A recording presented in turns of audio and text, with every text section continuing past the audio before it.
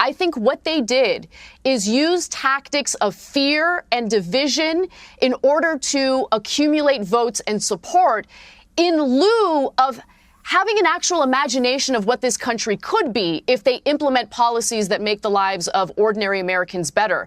The Democrats have made a deal with the devil, and the devil is their corporate donors.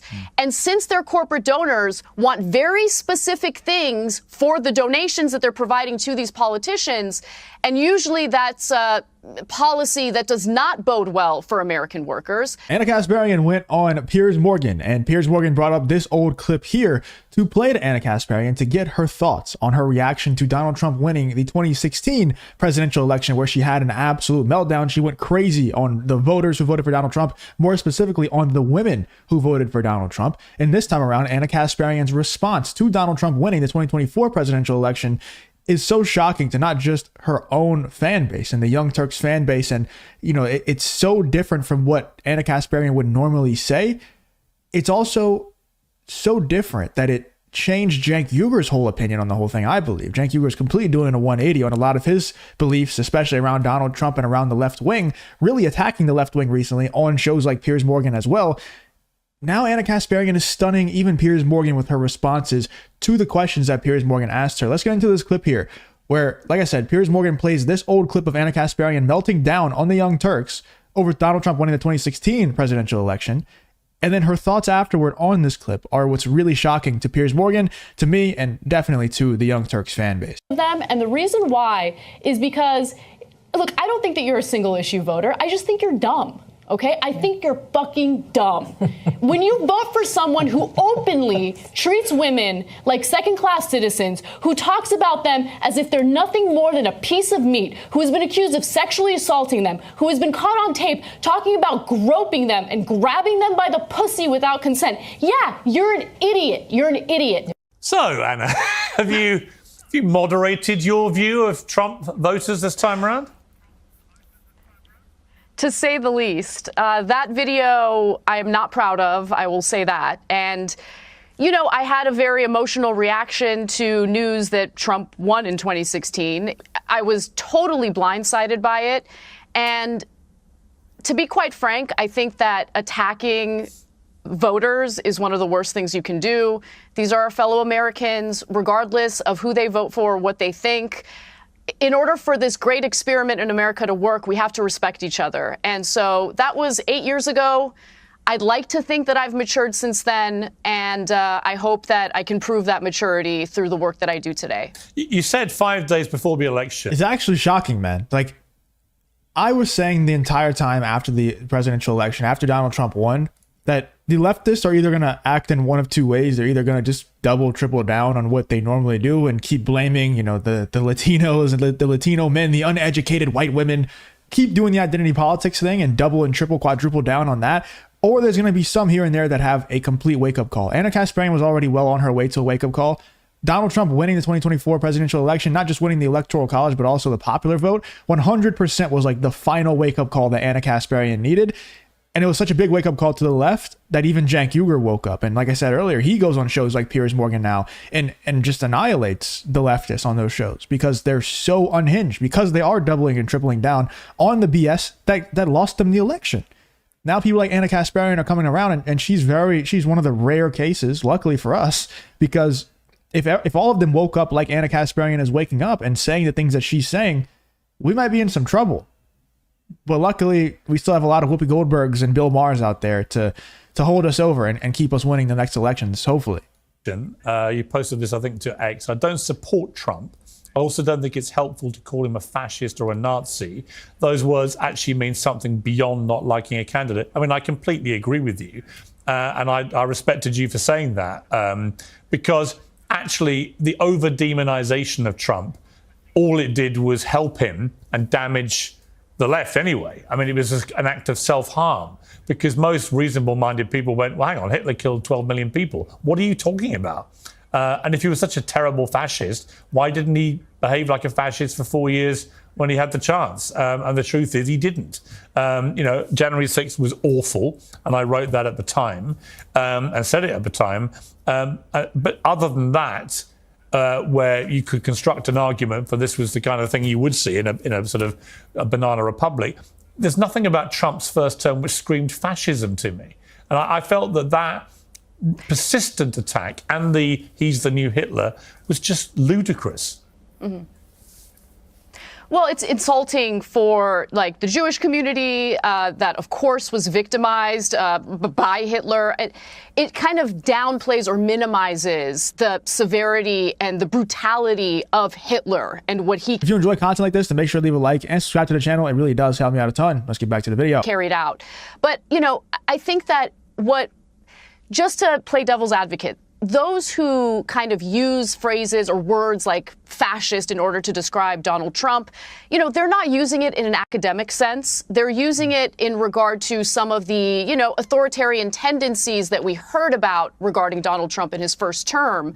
And, you know, you can argue, well, there's a lot of hearsay. There's a lot of comments from disgruntled former administration officials who claim that Trump said these things behind closed doors. If you want to make that argument, that's fine. But even if let's give those individuals the benefit of the doubt and just assume that Trump did, in fact, say those things during closed door meetings, it still doesn't rise to the actual definition of a fascist, right?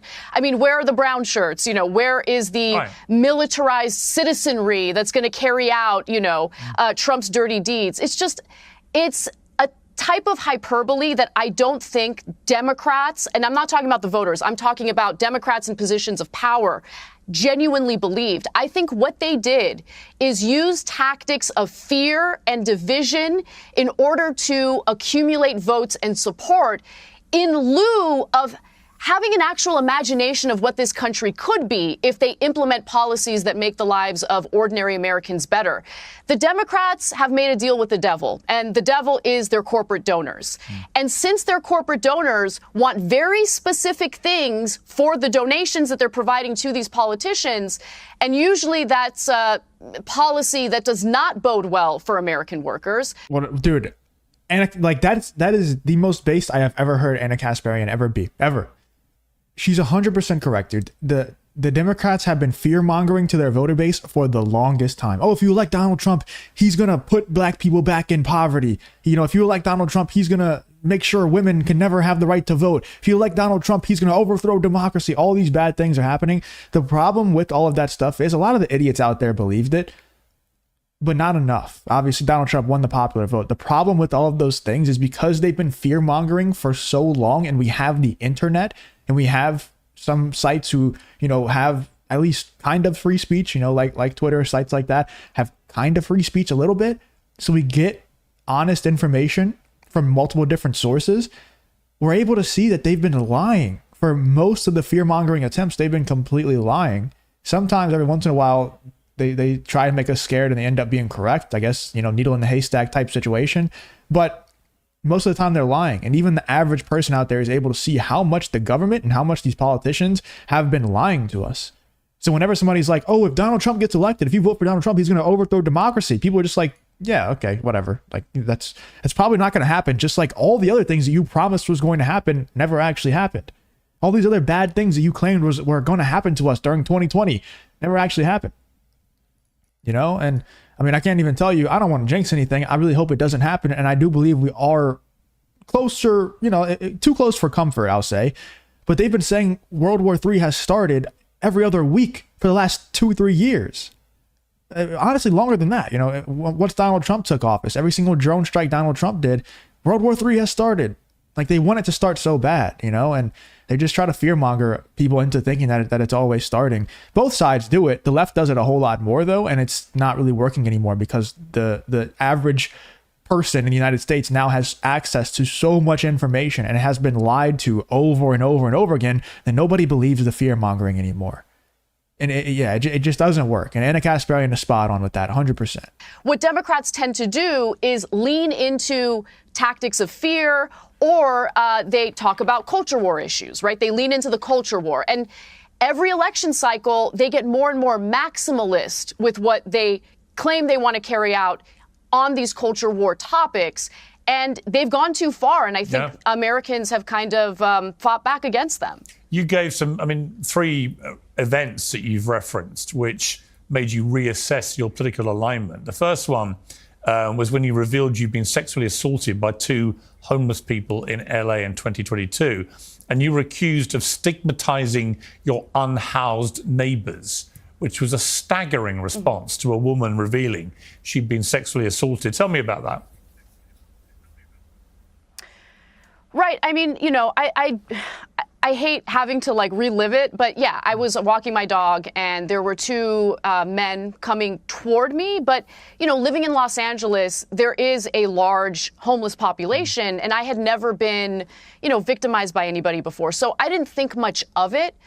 As I was bending over to pick up my dog's mess, you know, one of them grabbed me by the hips and with an erection, just started thrusting at me very violently. I was terrified. I was alone. I didn't have a weapon on me. And so, you know, it took a while for me to get over that, because whether I like it or not, I have to walk my dog. Right. Sometimes I have to do it at night, right? And so I had to kind of think about that every single time I was taking my dog out to walk. And so I had just opened up about it on our show, not really thinking that it was going to lead to backlash. I wasn't even looking for sympathy. It was on my mind, and I just talked about it. And it led to just this wave of, you hate homeless people, you're stigmatizing homeless people, don't call them homeless people, they're unhoused, which I don't even understand why unhoused would be better than saying homeless. And by the way, these are the same people. This is what the left likes to do. Right. They like to change the language instead of actually addressing the issue at hand. Yeah. And dude, I don't know if you guys were following back then, but during the time when Anna Kasparian came out and said that there's a homeless problem in LA, and then she shared that experience that she just talked about there, which sucks. Like that's obviously an awful experience. The audience doesn't care at all. Anna Kasparian has been such a loyal person to the woke cult for so long. The second that, I mean, that's not even turning on the woke cult. That's just stating a fact that actually happened to her. And because it happened in Los Angeles, and she's saying that there's a homeless problem in Los Angeles, because that's affiliated with right-wing talking points, they completely turned on her. That's how it's. You already know. Like, you don't need me to spell it out for you. That's just how brainwashed these people are. They don't even want to hear, like, they don't care about anything. They don't care about solving any problems. It's the same thing that I always talk about with Kamala Harris. Whenever she was asked, hey, how are you going to solve the crime problem? Oh, there's no crime problem. Okay. Or we can just, you know, instead of actually trying to solve the crime problem, we just raise the threshold for what's a crime. Therefore, the crime rate goes down, right? If there's a huge problem with people committing shoplifting in grocery stores or whatever, let's just raise the threshold to where you have to steal over $999 for it to actually be a crime. Therefore, the crime rate goes down. Instead of, let's, you know, maybe hire more police officers, raise the wages of police officers. I don't know. I'm not a politician, what you would do, but I would assume that both of those things would probably help the crime rate quite a bit. If you raise the wages, there's probably going to be more people signing up to be police officers, get better training for them, put more of them in the areas with the high crime. Seems like that'd be a pretty good start. Instead, what they do is they just say, hey, let's just raise the threshold for what a crime is, and then when never asked about it, just say that there is no crime. In fact, you know, whenever we're talking about the economy, let's just say, yeah, it's not really our fault though. You know, we inherited Donald Trump's just awful economy that he created, so we can't really do anything about it. You know, we're just kind of helpless here. Instead of actually taking accountability and saying that we're going to solve that problem, or the immigration thing. You know, there is no immigration problem, actually. It started off as that. And then it started off as, whenever people realized the truth and saw how bad the immigration problem actually is, then Kamala Harris starts saying, oh, I was never the border czar. Kamala Harris was never the border czar. You know, it's so tired, man. And that's why it doesn't work anymore. It's why it doesn't work anymore, because it's so obvious the lies that are being told that even the average human, anybody out there with a phone and social media, knows the lies that the Democrats tell constantly. And that's why people like Anna Kasparian are leaving the left. Let me know in the comments what you guys think about this whole Anna Kasparian appearance on Piers Morgan here. There's more to it. So if you haven't watched the whole thing, maybe go check that out. Or I can maybe do a part 2 to this if you guys end up enjoying this one. Let me know in the comments what you guys think about this whole Anna Kasparian and Piers Morgan situation.